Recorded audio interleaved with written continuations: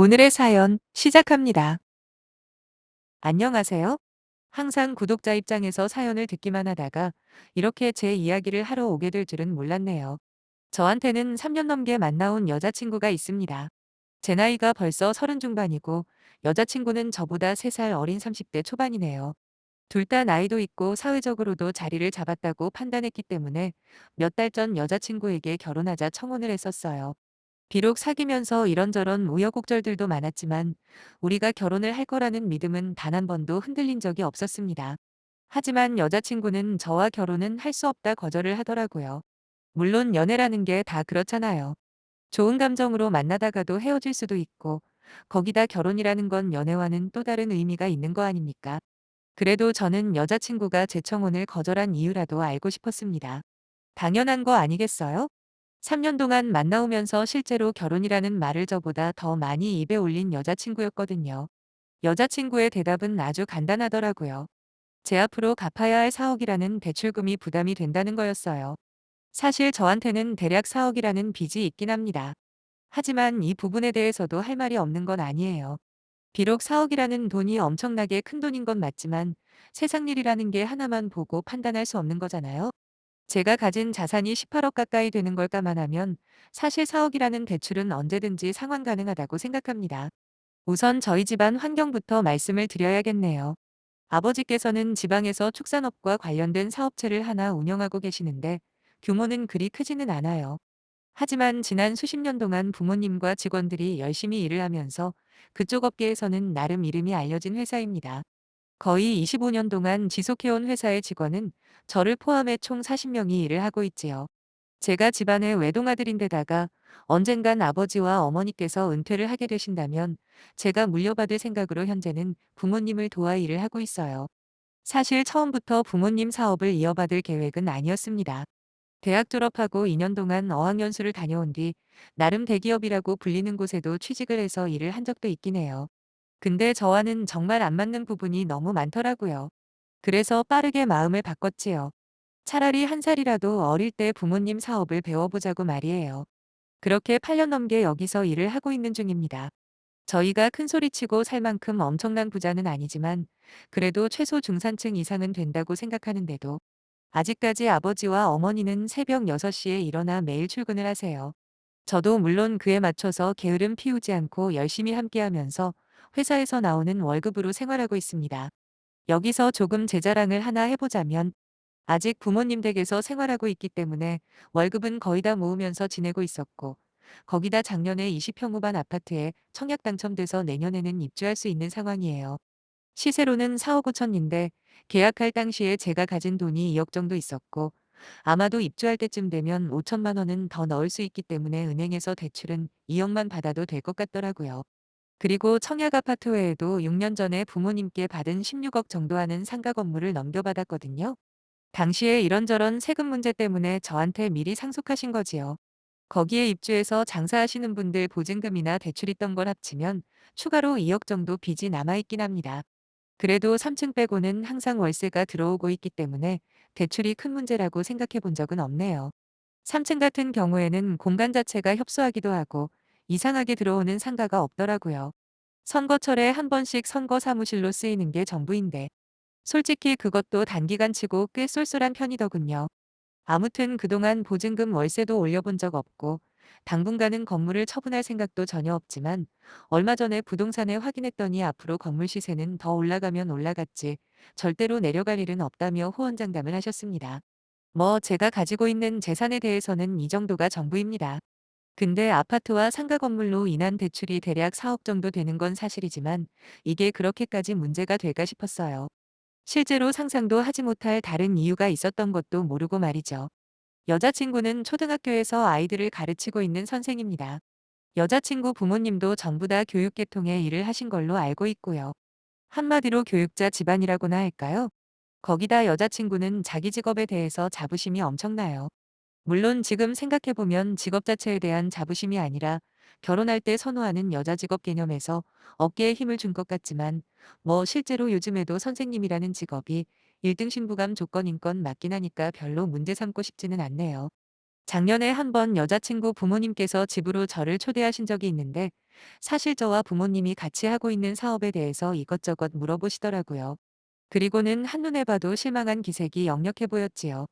그래도 저는 능력 하나만큼은 자신이 있었고, 비록 남들이 우러러보는 직업은 아니지만 언젠간 공장을 물려받으면 그래도 기업인으로 인정받을 수 있을 거라 생각했습니다. 하지만 여자친구 부모님께서 공장을 물려받는 것보다 차라리 지금이라도 사무실에서 일하는 건 어떠냐 물어보셨을 때는 솔직히 꽤 섭섭한 마음은 들더라고요. 그래도 제가 여자친구를 아끼고 사랑하는 마음이 훨씬 컸기 때문에 저만 충실히 잘 살면 아무 문제 없을 줄 알았죠. 그렇게 여자친구네 집으로 인사를 드린 지 반년이 지났고, 이제 내년이면 분양받아 놓은 아파트 입주 시기가 다가오길래 지금이 딱 적기라는 생각에 프로포즈를 한 겁니다. 드라마나 영화에서 보면 남자가 무릎을 꿇고 결혼 반지를 딱 보여주잖아요. 그러면 여자는 감동의 눈물을 흘리며 해피엔딩으로 끝나길래 저도 그 장면을 상상하고 결혼 반지를 준비했습니다. 그런데 제가 생각했던 반응이 아닌 거예요. 제가 평소에 타고 다니는 차가 출퇴근용으로만 쓰는 거라 8년도 넘은 국산 승용차거든요. 그래도 특별한 날이라고 아버지 외제차까지 끌고 나왔는데 여자친구의 표정은 아주 묘하게 멍한 느낌이랄까. 아무튼 대답을 하기는커녕 자기한테 생각할 시간을 달라면서 그냥 가버리는 게 아니겠습니까? 진짜 당황스럽더라고요. 대체 내가 뭘 잘못했나 며칠 동안 고민하면서 여자친구의 연락을 기다렸는데 결국 일주일이 지났을 때 여자친구가 저랑 결혼은 못하겠다며 문자를 보내왔습니다. 예상치도 못한 대답에 어안이 벙벙했고 너무 억울한 마음이 들었어요. 왜냐하면 결혼은 아직 무리니까 조금 더 시간을 가져보자도 아니었고 그냥 헤어지자고 했기 때문이었거든요. 아니 결혼하자는 청혼의 이별로 대답을 한다는 게 당시에는 받아들일 수가 없었습니다. 지금까지 만나온 시간은 도대체 무엇이었으며 나는 집도 있고 능력도 있는데 도대체 뭐가 문제냐고 따져 물었더니 여자친구가 된다는 핑계가 참 가관이었네요. 저한테 빚이 너무 많아서 부담스럽답니다. 자기랑 자기 부모님은 평생 빚 같은 거 하나 없이 살았는데 저는 젊은 나이에 4억이라는 큰 빚을 지고 있지 않냐. 생각만 해도 숨이 막히다며 저랑 헤어지자고 하더라고요. 그렇다고 여자친구가 저희 아버지 사업체나 제가 소유하고 있는 건물에 대해서 전혀 모르고 있는 것도 아니었어요. 거의 일주일 동안 저는 미친 듯이 매달렸던 것 같네요. 지금 생각하면 억울한 마음에 여자친구한테 집착을 했던 것뿐이었지만 그때만 해도 그게 사랑이라고 착각을 하고는 그렇게 빚이 마음에 걸리면 건물이라도 팔겠다 호소까지 하며 붙잡았습니다. 물론 한번 식어버린 여자친구의 마음은 돌아올 리가 없었지요. 그렇게 여자친구와 헤어지고 몇 달 동안 진짜 페인처럼 지냈습니다. 한번 생각해 보세요. 몇 년을 만나온 여자친구에게 결혼하자고 한마디 했다가 차였는데 어떻게 제정신을 유지할 수가 있겠어요. 간신히 출퇴근은 했지만 나머지 시간은 저에겐 그저 고통뿐이었습니다. 그러다 우연히 여자친구의 동창을 통해서 충격적인 사실을 알게 되었어요. 제가 청혼을 하기 6개월 전쯤부터 여자친구에게는 다른 남자가 있었다고 하더라고요. 무슨 데이트 어플인가 뭔가로 알게 되었다는데 대학병원에서 페이닥터로 일하는 그 남자에게 여자친구가 많이 흔들렸답니다. 특히 제가 하는 일이 주로 작업 현장에서 이루어지다 보니 가끔씩 영상통화를 할 때면 지저분해진 작업복을 입고 있을 때가 대부분이거든요. 그래서 여자친구가 입버릇처럼 말했다고 해요. 너무 비교가 된다고 말이죠. 비록 제가 가진 재산이 많은 건 인정하지만 초등학교 선생님인 자기 직업에 비해서 하는 일이 급이 떨어진다나 뭐라나. 그런데 새로 알게 된 그 남자의 직업이 의사라는 게 자꾸만 자기 마음을 흔든다고 그랬답니다. 거기다 그 남자 역시 제 여자친구에게 호감을 지속적으로 보였다는데 그렇게 저 몰래 몇 번 데이트도 하고 그랬다네요. 한편으로는 어느 정도 이해는 됩니다.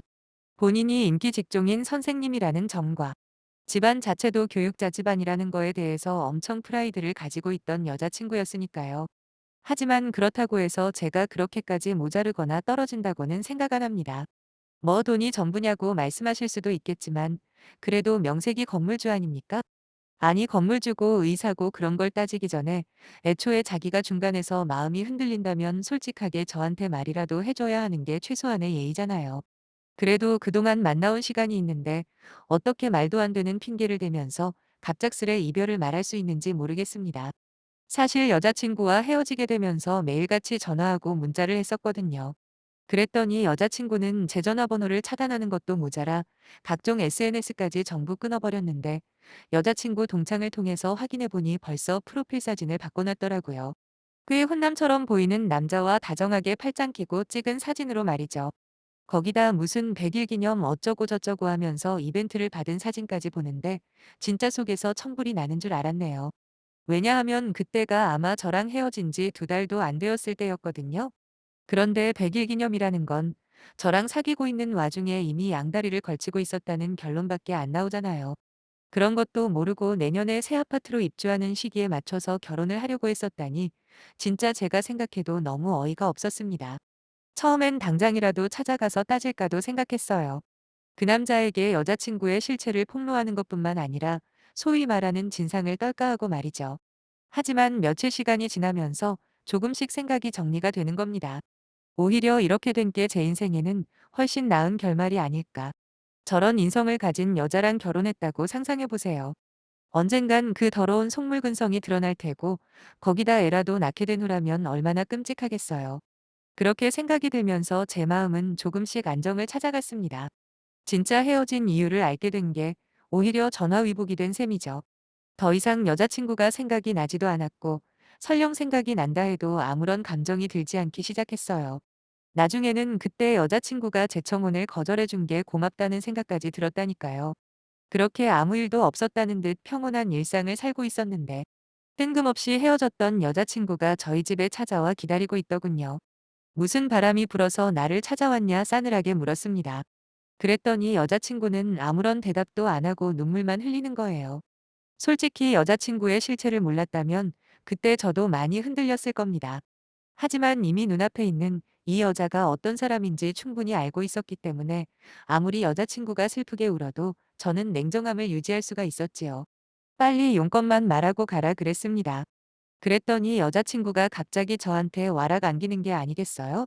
황급히 떼어내며 언성을 높였어요. 나 싫다고 버리고 갈 때는 언제고 이제 와서 이게 무슨 짓이냐고요. 여자친구는 저랑 헤어지고 한순간도 저를 잊은 적이 없다며 다시 시작하면 안 되냐고 말을 하더라고요.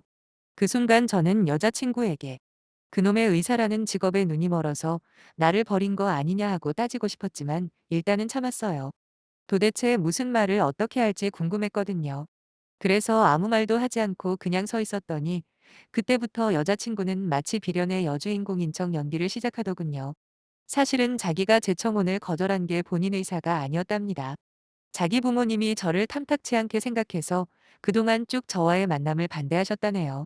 그래서 자기 나름대로 열심히 부모님을 설득했는데 도저히 부모님의 뜻을 거스를 수가 없어서 저와 이별을 택한 거라는데 어찌나 입에 침도 안 바르고 거짓말을 잘하는지 그저 놀라울 뿐이었네요. 끝까지 고개만 숙이고 생각하는 척 아무 말도 안 하고 있었더니 여자친구는 그런 제가 마음이 약해졌다고 착각을 한 모양이었습니다. 이제는 자기가 저한테 청혼을 한다면서 결혼하면 아이부터 가지자는 둥, 신혼여행은 어디로 갈 거냐는 둥 혼자서 생쇼를 다 하더라고요. 도저히 더는 못 들어주겠어서 일단 시간을 좀 달라고 말을 했습니다. 그러자 여자친구는 자기도 이해한다면서 충분히 생각해보고 다시 연락을 달라고 하는 거예요. 그 와중에 우리가 사귀는 동안 좋았던 추억들이 얼마나 많았는지 기억해달라고 하는데 아니 그렇게 좋은 추억이 많은 나라서 철저하게 속이고 버렸답니까? 아무튼 여차저차 여자친구를 보내자마자 저는 그때 그 여자친구 동창에게 연락을 해서 방금 있었던 일들을 그대로 알려줬어요. 역시나 그 사이에 무슨 일이 있긴 있었더라고요. 동창은 설마 했는데 진짜로 저를 다시 찾아올 줄 몰랐답니다. 대충 이야기를 종합해보니까 여자친구가 그 의사놈한테 차였다고 합니다. 그것도 급하게 결혼을 서두르다가 남자 쪽에서 무리한 요구를 했나 본데 세상에 직업 하나 좋다고 무조건 물질적으로 뭔가 보상을 꼭 받아야 하는 건가요? 왜들 그렇게 머릿속에 똥만 차 있는 인간들이 많아진 건지 모르겠네요. 뭐 신혼집에 자동차까지 해오라고 의사 사위 얻는 게 그리 만만한 줄 아냐 그랬다는데 자기는 무조건 1등 신부감이라고 자존심만 더럽게 높은 여자친구가 그 요구를 받아들일 리가 없죠. 결국 속물근성으로 똘똘 뭉친 두 남녀는 헤어지게 되었고 양손에 저울질하다 버려버린 제가 떠올랐나 봐요. 기분이 참 더럽더군요. 꽝 대신 달기라고 어디서 허세만 가득 찬 의사놈한테 차이고 나서는 이제 와서 다시 받아달라니요. 제가 그렇게 만만해 보였을까요? 아마도 직업이 별로라도 가지고 있는 재산은 봐줄만 하니까 아쉬운 김에 저랑 결혼하려는 모양인데 제가 호구등신도 아니고 그딴 여자를 다시 받아줄 리가 없잖아요. 사실 못된 생각도 잠시 했었어요. 모른 척 받아준 다음 몇 개월 데리고 놀다가 나중에 똑같이 버려버릴까 하는 생각 말이죠. 하지만 그러기에는 제 인생이 너무 아깝더라고요. 이튿날 여자친구에게 전화해서 그냥 지금처럼 남남으로 살아가자 했습니다. 그랬더니 이번에도 자기 부모님 핑계를 대면서 구질구질하게 굴길래 제가 알고 있는 거 전부 다 말해줬어요. 애초에 나랑 의사놈이랑 둘 사이에서 고민했던 것도 알고 있고 나랑 헤어지기 전부터 이미 양다리를 걸치고 있었다는 것부터 그놈한테 차이고 나서 오갈데가 사라지니까 나한테 온 것까지 모조리 알고 있었다고 이야기를 했죠. 자기도 최소한의 자존심은 있는지 그제서야 아무 말 없이 전화를 끊어버리더군요. 지금 생각하면 또 열받는 게 끝까지 미안하다는 사과 한마디 없었다는 겁니다. 물론 쪽팔려서 그랬을 수도 있지만 적어도 인간이라면 미안하다 한마디 정도는 해야 하는 거 아닌가 싶은데 제가 너무 무리한 걸 바라는 건가요? 그 뒤로 전화나 문자 일절 없고요. 저도 신경 안 쓰고 살고 있습니다. 최근에 새로 입사한 여직원 중에 한 명이랑 좋은 감정으로 썸을 타고 있긴 한데 이번에는 최대한 잘 알아보고 시작하려고요. 열길 물속은 알아도 한길 사람 속은 모르는 법이라는 거 아주 확실하게 배웠거든요.